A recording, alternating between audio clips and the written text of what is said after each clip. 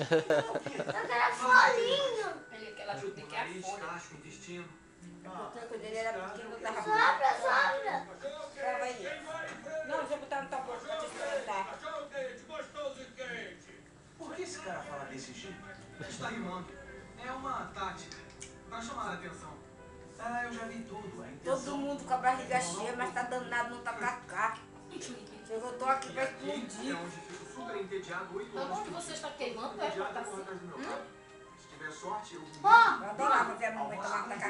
Olha. Assim, né? Ai, você sabia? Não fala que eu tô filmando. Rapaz, mas eu fui lá em Goiânia ontem, você viu, Lojinho? Zoião. E aí? Vem aqui. Minha tia é minha foto. Eu perdi essa bomba ali, tá? Ele filma, depois eu não vou ter a cópia, né, Peixe? Ele passa pro computador lá com o Brian. Tira, vai. Não, Ele tá filmando, eu tô filmando. Gente, Vai, ele quer tirar. aqui. A caipirosca é da Elisângela.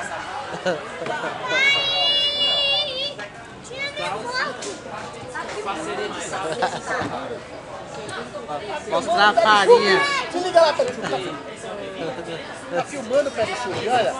Esse é o Pé de Chup. Não é mais? Nós estamos no churrasquinho do Tonhão. Anápolis, Goiás.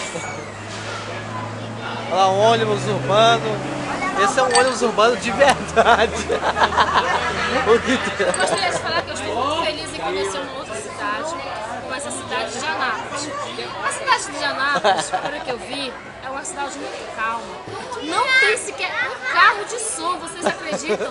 Não tem um brega tocando, um forró. No máximo, Isso é o música paraíso. sertaneja aqui. Quero deixar aqui minha reclamação. Eu quero é barulho.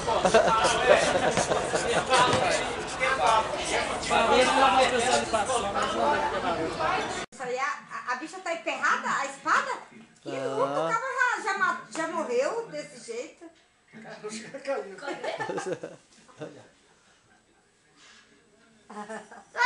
tá Não, Vicente, ele só tá olhando.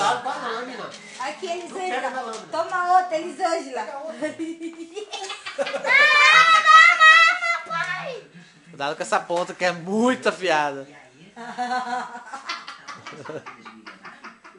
Pelos poderes de Vesco!